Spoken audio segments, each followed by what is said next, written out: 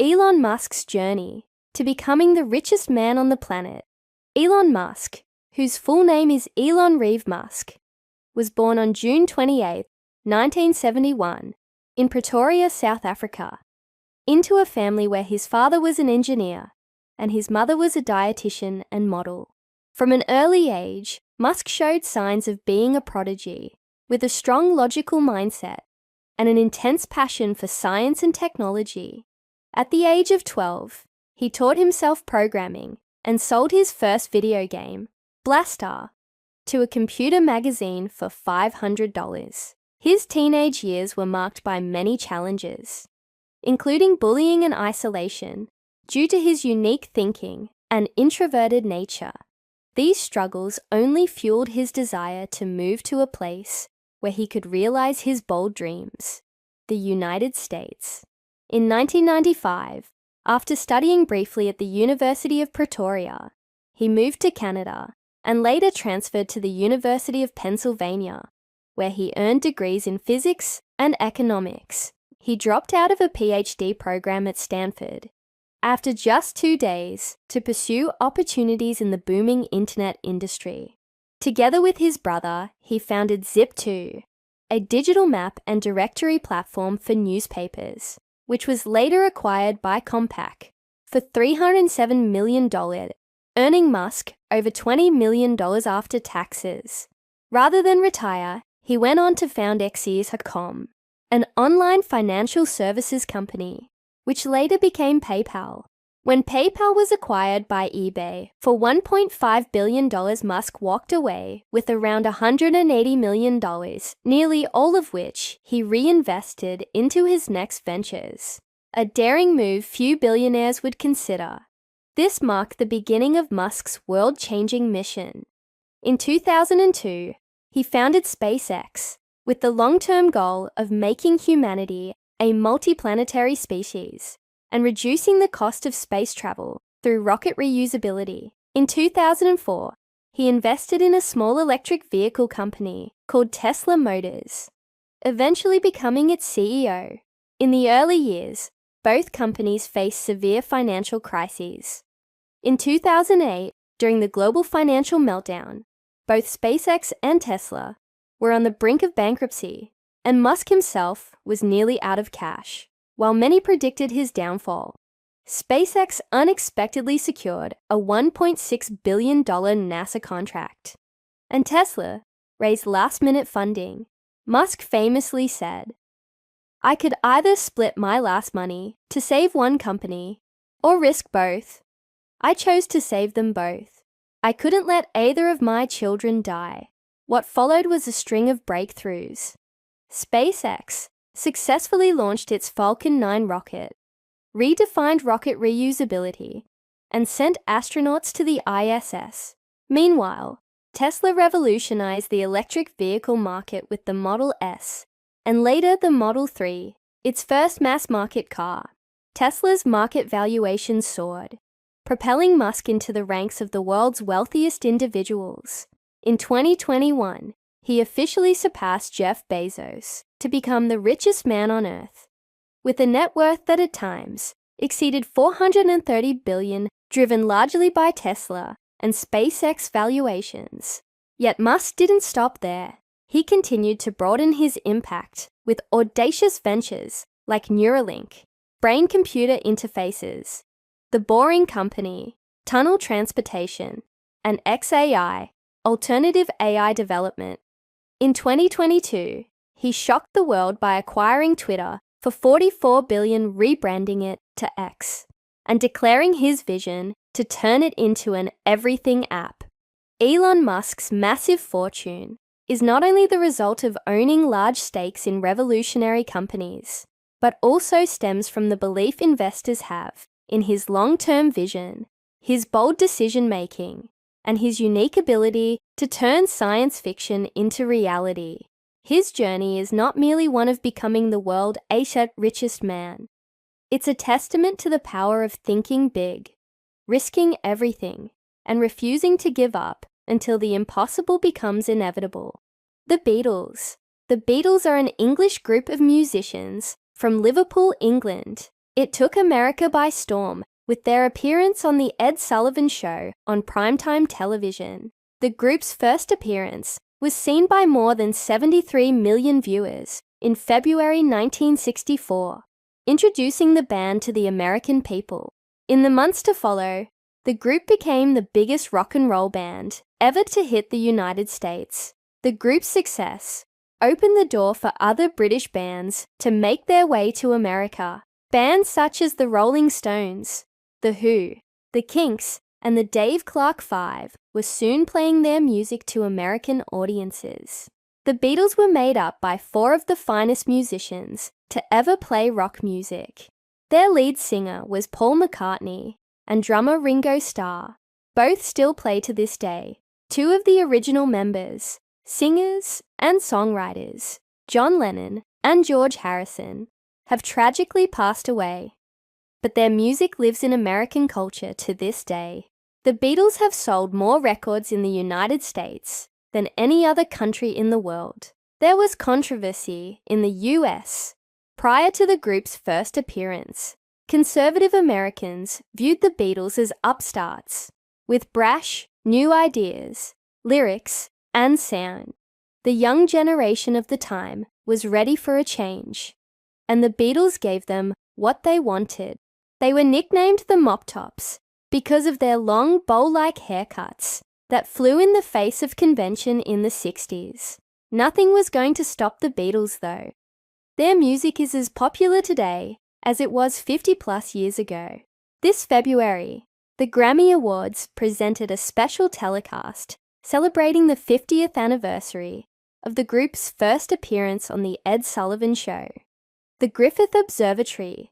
The Griffith Observatory is a planetarium and an exhibit hall located in Los Angeles' Griffith Park. It features several astronomical displays and telescopes in the Hollywood Hills in the Los Feliz district of the city. The observatory was built on land donated by Griffith J. Griffith in 1896. Griffith was a Welsh-born philanthropist and mining tycoon who wanted to give the public access to a state-of-the-art observatory, so it was free of charge to visitors. He felt common people should be able to enjoy the wonders of the universe and not be solely for the scientific community. Griffith donated 3,015 acres of land specifically to house the observatory that opened on May 14, 1935. During the first 5 days after the opening, the planetarium averaged more than 13,000 visitors a day. One of the major attractions was the Foucault pendulum that is designed to show the Earth's rotation and the Zeiss reflecting telescope. The observatory has a striking view of Los Angeles and Hollywood, and the Pacific Ocean can be seen on clear days from there. In 2002, the planetarium was subjected to a $93 million renovation and expansion, which closed the museum for 4 years. After it reopened in 2006, the facility expanded underground with new exhibits, a cafe, a gift shop, and a theatre. The Wilder Hall of the Eye section concentrates on the astronomical aspect of the observatory. It is where people can view the stars through the observatory's telescope and features an interactive exhibit that is very popular. The Amundsen Hall of the Sky is another popular attraction for viewing images in the night sky that are visible to the naked eye. The observatory frequently stages viewing nights when the public is invited to bring their own telescopes. It is open daily and remains free of charge. One country, many religions. The United States is a country that has people from all over the world. Not only do many people speak different languages, many people practice different religions. Most people in the US identify as being Christian, but only half of those people attend church on a regular basis. The second most popular religion is Judaism. The third most common religion in the US is Islam. Other religions practiced in the US include Hinduism and Buddhism. About 20% of all people in the US say they don't practice any religion. One of the founding principles of the United States is religious freedom, which means people can practice whatever religion they want without being discriminated against. This is even guaranteed in the US Constitution. This is one reason why the United States has no official religion, because there are so many different religions in the United States. There are many different types of houses of worship. Christians attend churches. Jews and Hindus attend temples. Muslims attend mosques. Many people use what they wear to reflect their religious beliefs. For example, some Islamic women wear a scarf called hijab to cover their head. It is disrespectful to ask a Muslim woman to take off her hijab or ask for her to show you what is under it. Male followers of an Indian religion called Sikhism usually wear cotton turbans. Again, it is wrong to take a person's turban off or ask that they take it off. Male followers of Hasidism, a branch of Judaism, have long curls on the side of their heads. They wear a fringed prayer shawl. Other Jewish men may wear a small cap on their heads, called a yarmulke. This is supposed to be a constant reminder that God is above them. Woodstock, defining a generation. The Woodstock Music and Art Fair, commonly called Woodstock, was an American music and art celebration that took place from August 15, 1969. It was billed as 3 days of peace and music, and was a defining event for the young generation of Americans of the time. The 1960s was an impactful era in American history. Many of the events that took place during those controversial 10 years profoundly affect modern American society today. The war in Vietnam was raging in the 60s, and the popular president, John F. Kennedy, was assassinated in 1963. These are just two of the events that define the decade. There were many more historic events during that era that deeply divided the country. Woodstock was designed to show how the young generation can coexist with the older generation of Americans by living in harmony with one another. Although the event did not occur in the town of Woodstock, New York, the city has become synonymous with the celebration.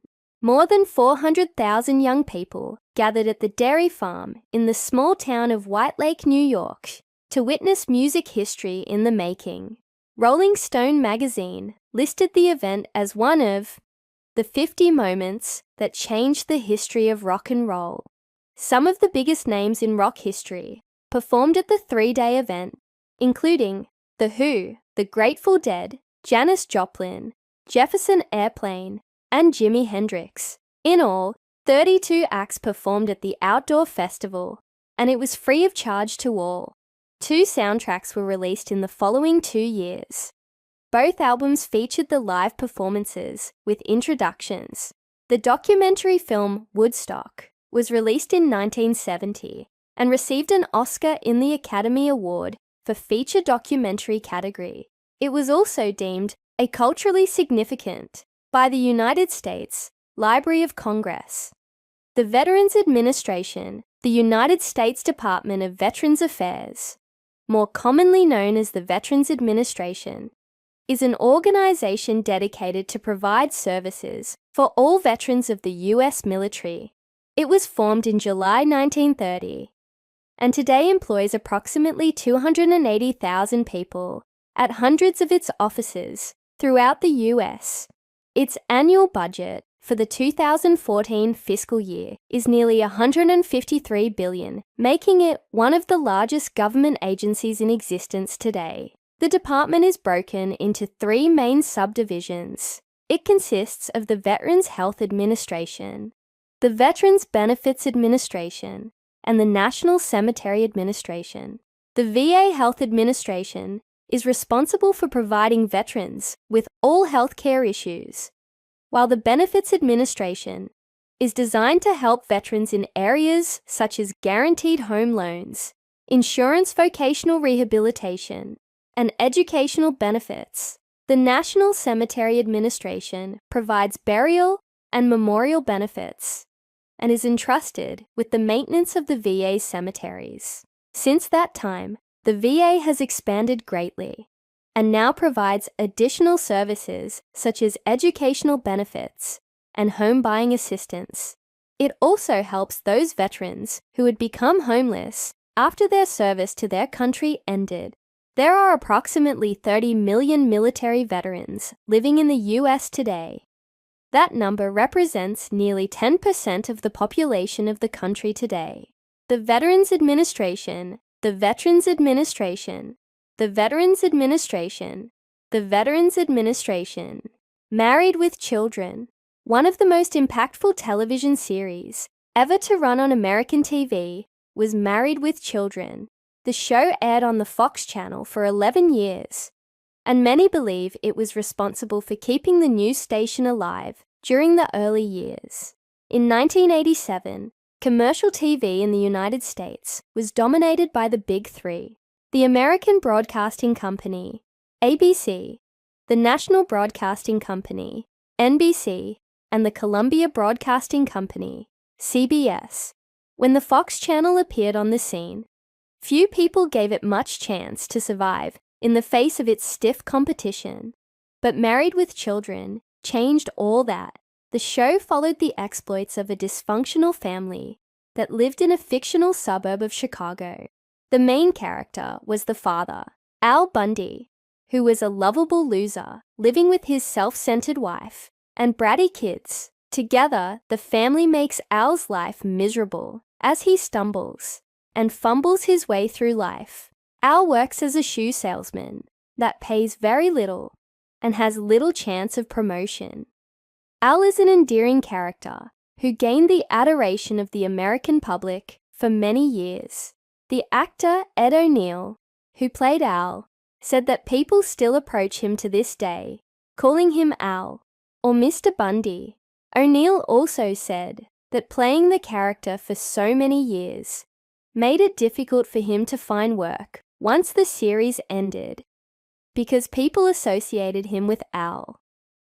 One of the things that made the show so popular is that no subject was off limits to the writers.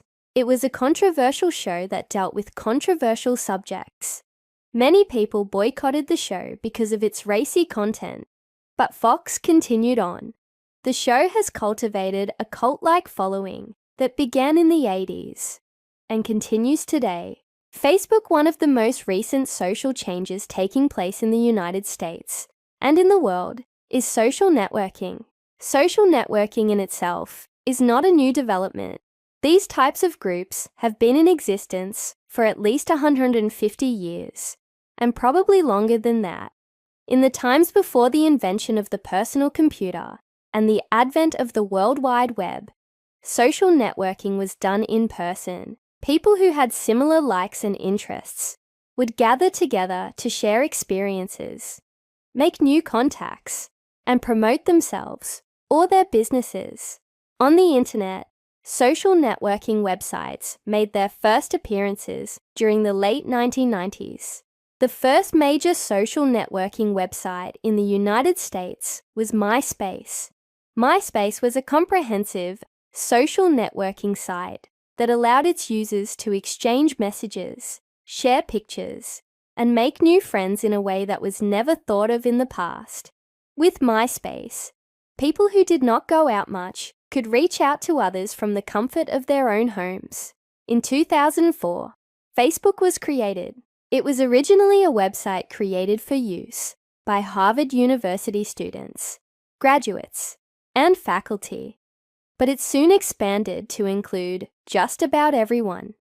Facebook is an elaborate social networking site that has grown incredibly fast.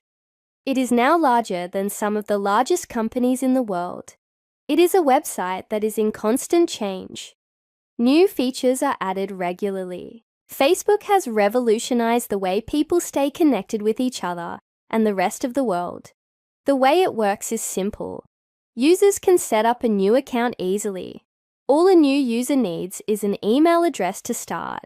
Once a person has created an account, he or she can invite friends by sending a request out to people they know who also have their own Facebook pages. Once you get started, making new friends will come easily. Don't be tardy to the party. In the United States, People love to throw parties for many reasons. Of course, there are the usual birthday parties, but some people even have parties to celebrate divorces. No matter what kind of party you're going to, it's a good idea to make sure you are actually invited. It's considered rude to just show up unless the host, the person giving the party, invited you. You will either get a paper, email, or verbal invitation to a party. Alternately, you can also go as a guest of someone else invited, like as his or her date. Once invited, it is very important to let the host know if you are actually going to show up. Many times hosts have a party catered, which means other people prepare the food. They need to know how much food to have. Letting them know if you are showing up or not helps the host and is considered polite. It's also important to be relatively punctual for a party. Most parties in the US never start exactly when they say they will. Many people like to be fashionably late, that is, showing up about 30 minutes after the party is supposed to start. People like to do this to make a big entrance. Showing up more than 30 minutes before or after is considered rude though.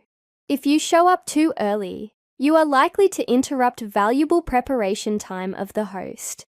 If you show up too late, you are just being rude. Even if it is not a birthday party, it is polite to bring a gift for the host. It doesn't need to be a fancy gift.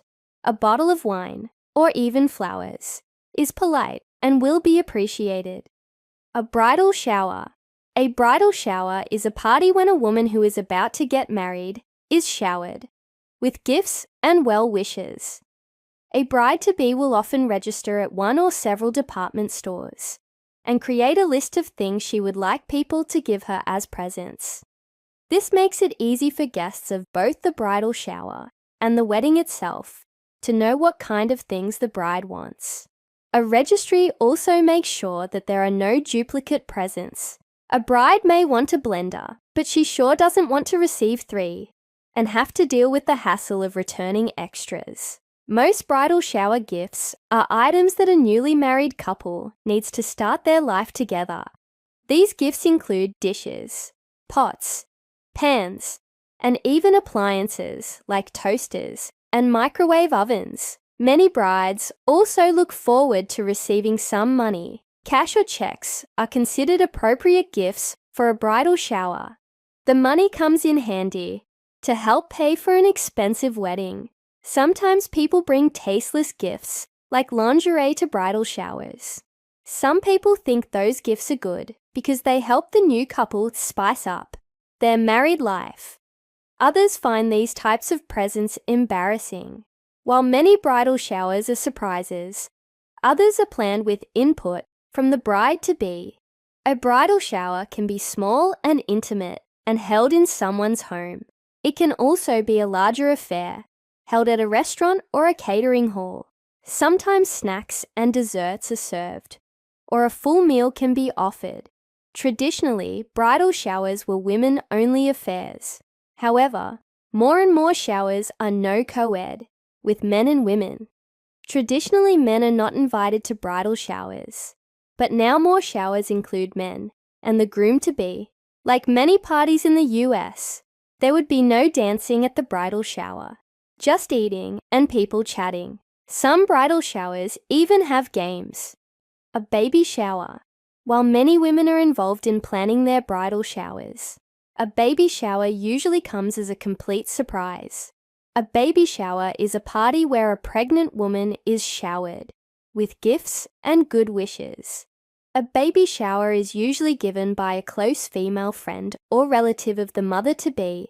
Sometimes co-workers of a pregnant person will also throw a baby shower. The baby shower is usually given when the mother-to-be is between 6 and 9 months pregnant.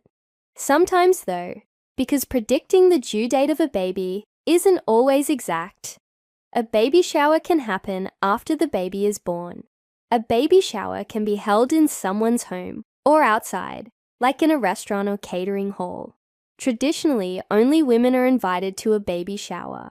However, more and more baby showers are also including the father-to-be. Like with a bridal shower, A mother-to-be will often register a wish list of things she wants at one or several stores. This list usually consists of things the mother wants for her baby, including clothes, diapers, and even furniture, like high chairs and cribs. This way, friends and family members can go to the store and buy something from the list. Registering helps make sure that there aren't repeat items, like 30 bottles when a new mom only needed 15. Some baby showers also feature a papier-mâché wishing well. This is not just for decoration. People can put cards inside with wishes for the new baby and mom. Most of these cards also contain money or gift cards to help the mom-to-be buy whatever else she needs for the baby. Sometimes there are games at a baby shower. In one game, everyone guesses the due date of the baby.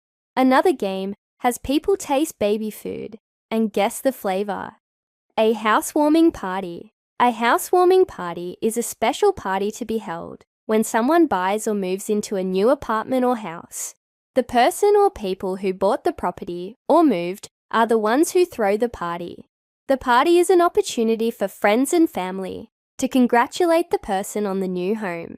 It also gives people a chance to see what the new home looks like.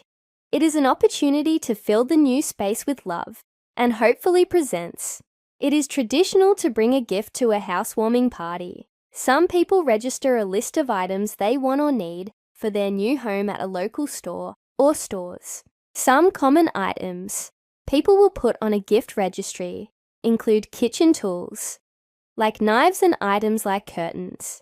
Even if there isn't a registry, a good housewarming gift is something to decorate the new house with, like a piece of art or a plant.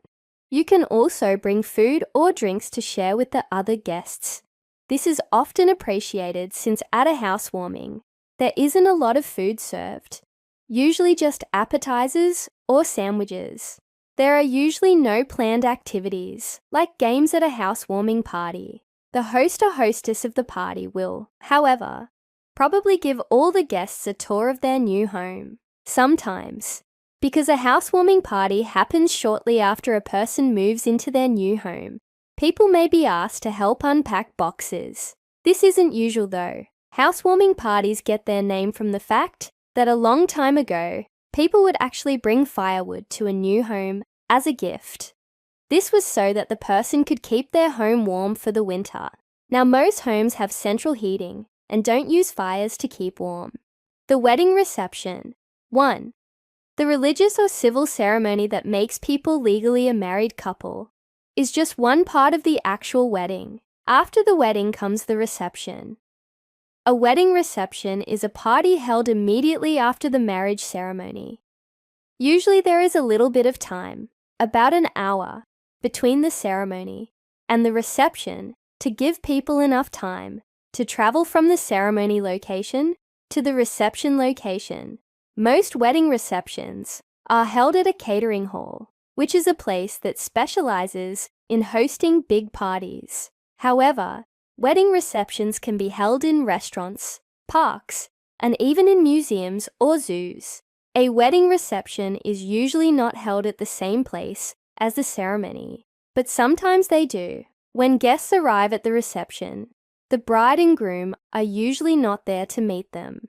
Right after the ceremony, the newly married couple, the bridesmaids, and the groomsmen will go somewhere to have photographs taken. While this is happening, guests are usually treated to a cocktail hour at the reception site. During this time, appetizers and drinks are served. This also gives guests a chance to socialize. After the cocktail hour, the main dining hall is opened. At a wedding reception, the seating is usually pre-arranged. Each guest will receive a card telling him or her where they are expected to sit. Tables are arranged by numbers. In front of the reception hall, there is a special table for the bride and groom.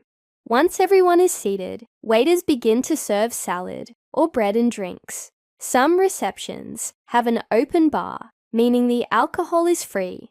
Other receptions have a case bar, meaning non-alcoholic beverages are free. Guests are expected to pay for their own alcoholic drinks. The wedding reception. 2. There can be different kinds of entertainment at a wedding reception. Usually there will be a master of ceremonies, or MC, who helps move the reception along by making announcements of what will happen next. For example, the MC will announce when the newly married couple enters the reception hall, and all the guests will stand up and applaud. A wedding reception usually has music, and guests are expected to dance. The music can be provided by a DJ or by a live band. Sometimes the DJ or live band will accept requests from guests to play a certain song. When the newly married couple enters the reception, they will share a dance by themselves to a song they picked beforehand. Usually the song is something romantic and represents the couple's love for one another. Sometimes the bride will share a dance with her father, and the groom will share a dance with his mother. After these special dances, the guests are invited to the dance floor. Food at a wedding reception can be buffet style, where everyone serves himself or herself. Or it can be a sit-down meal served by waiters. Guests get to choose among a meat, chicken, or fish deal. Guests generally make their choices when they respond to the initial wedding invitations. During a wedding, guests shouldn't expect to spend too much time with the bride and groom. The new couple is usually very busy greeting all of their guests. Sometimes the couple doesn't even get a chance to eat. What almost every newly married couple does get to eat at their wedding reception is the wedding cake. The bride and groom traditionally cut through the wedding cake together and then feed the other person a bite.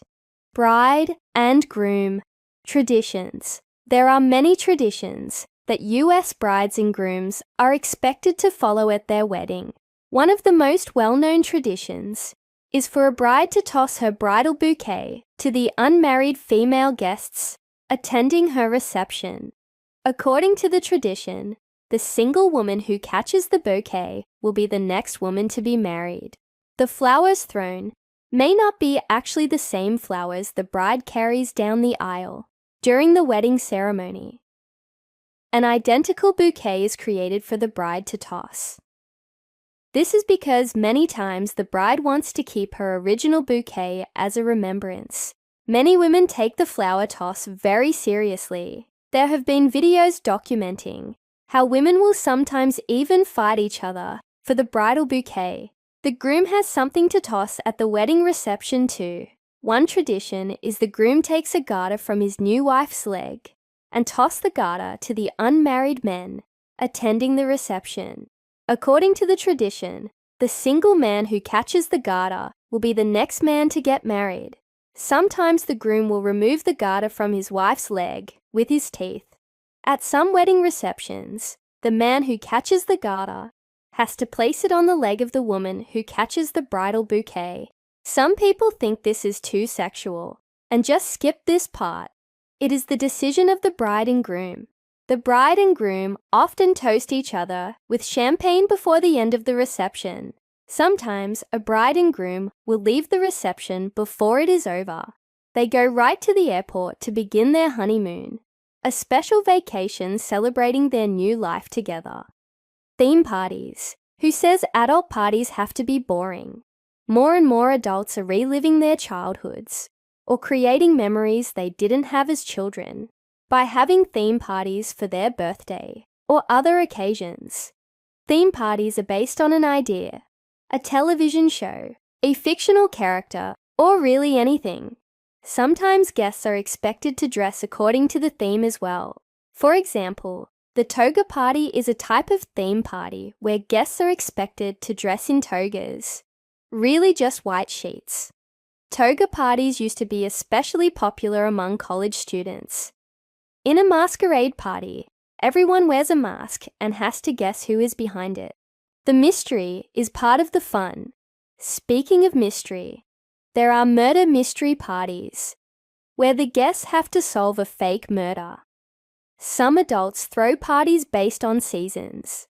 A summer beach party, for example, might feature guests wearing their swimsuits. Another popular type of theme party is the game night party. In this type of party, people get together to play various board games A variation of the game night party is the casino party, where adults play games typically found in a casino like blackjack or poker. Another theme party could focus on a specific region or country.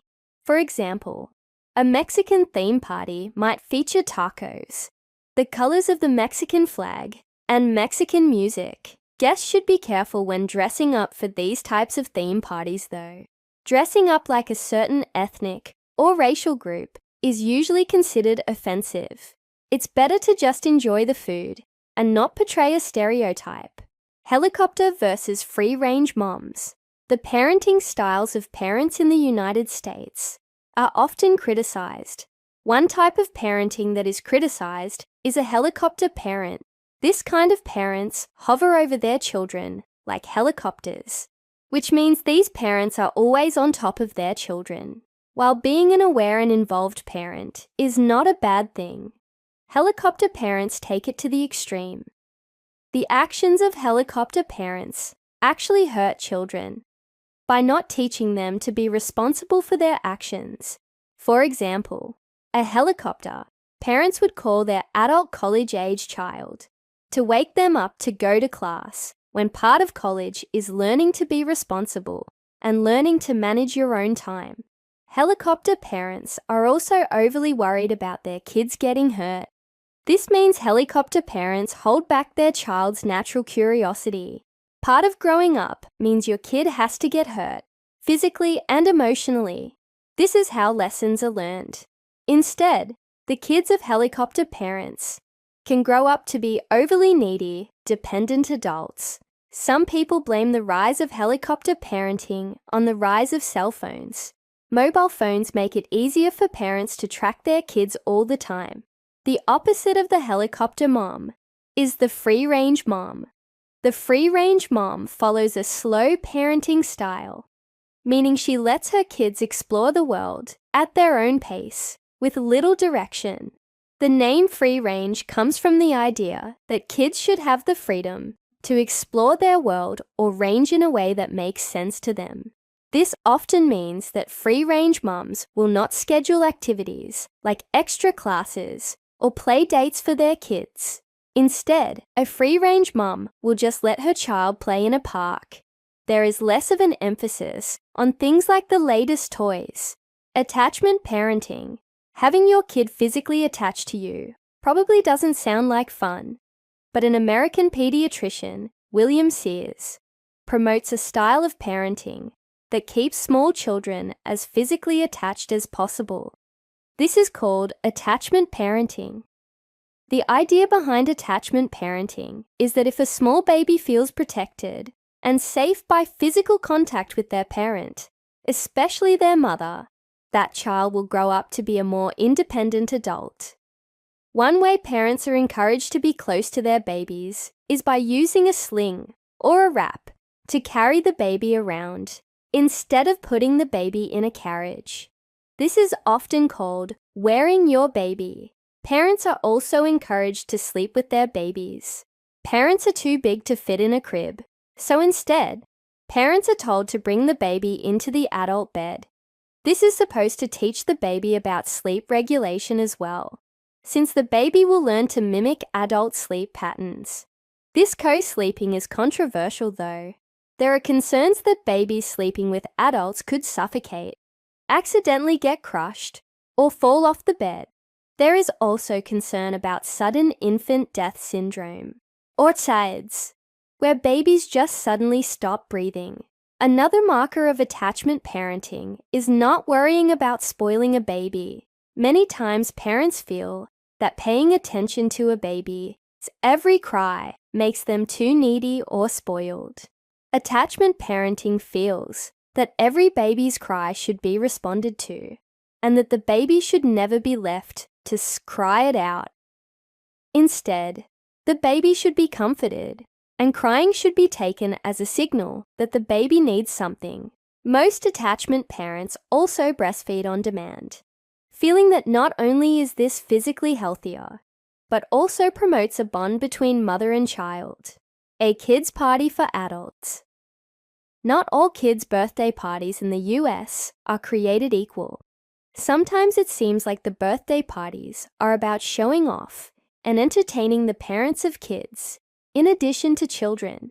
Most children's birthday parties are held in the home of the birthday boy or girl.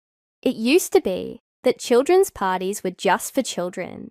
Parents would drop their kids off and come back when the party was over to bring them home. Now it is more common for the parents of guests to stay for the party as well. This gives the adults time and space to socialize while the kids play games. Kids and adults don't always have the same tastes in food. So when adults are invited to stay for a child's birthday party, there is usually fancier food for the adults, like cheese, crackers, and fruit platters. Meanwhile, the kids eat hot dogs and potato chips, while the children drink punch, juice, or soda. The parents may be sipping cocktails, beer, or wine. Entertainment for a party of mixed adults and children also goes beyond the usual clown or magician. Sometimes there will be a DJ, and the adults will dance. Party games are not just for the kids either. While the children play traditional games like pin the tail on the donkey, the adults may play casino-type games like blackjack or poker. Not everyone likes this trend of adults and children partying together. Some feel that the parties should be kept separate. Some people worry about adults getting drunk in front of the kids. Others worry about kids getting abused by adults they don't know. For others, it is just about allowing a kid to have their special day. There is also a concern that these mixed parties encourage a sense of competition among parents in a community. When a kid becomes an adult. In the United States, someone legally becomes an adult when they turn 18 years old. At 18, US citizens can vote. They can also serve in the military and go fight in wars for the country. An 18-year-old can also buy cigarettes and other tobacco products, but 18-year-olds cannot buy alcoholic beverages. People in the US need to wait until they are 21 to be able to do that. At the age of 18, people can legally live on their own, work, and get married. However, turning 18 doesn't mean everyone is ready to take on adult responsibilities. At the age of 18, most people are just graduating from high school. Many will go to college. Some young people choose to go to college far from their homes and live in dormitories. Others pick a college close to home and stay with their parents to save money. Yet others will choose to live on their own. Legally, a parent does not have to provide for their child when the child turns 18. Some parents in the US take this very seriously and expect their children to move out as soon as they turn 18. Some parents will even forcibly kick their kids out when the kids turn 18. There tends to be some difference about this, depending on if the kid is female or male. It is considered more acceptable for a female to stay living with her parents after her 18th birthday. Many females aren't expected to leave their parents' house until they get married. There is still an expectation for young men, however, to go out and live independent lives as soon as they can. With the economy of the US struggling, some adult children are returning to their parents' home in their 20s and 30s. These are called boomerang kids, since like a boomerang, they return where they came from. Taking care of mom and dad in the United States, the baby boomer generation includes those that were born in the time after World War II. Those babies are now reaching the retirement age. As these adults age, many of their adult children worry about how they will take care of their aging parents. In the United States, it is not common for multiple generations to live under one roof. Once children grow up and get married, they move out, leaving their aging parents to fend for themselves. When these aging parents can no longer take care of themselves because of age or illness, it is not uncommon for adult children in the US to place their elderly parents in a nursing home. A nursing home is a facility that offers care for the elderly and ill 24 hours a day. As the name suggests, nursing homes has medical nurses, doctors, social workers, and therapists to help aging adults deal with the challenges of daily life. Most nursing homes also have social activities for the elderly to engage in and keep active. These activities range from games to dance classes and movie nights. Nursing homes are supposed to provide 3 nutritious meals for their residents. Nursing homes are controversial, however. There have been cases across the country of staff in nursing homes abusing and even robbing the elderly residents. There are different states and federal agencies that are supposed to oversee nursing home facilities. Some people feel that it should be the responsibility of family members, especially adult children, to care for their aging or ill parents. However, many adult children have their own children and families to take care of, and do not have the means to care for their elderly parents. Others worry about medical skills needed if their elderly parents are seriously ill.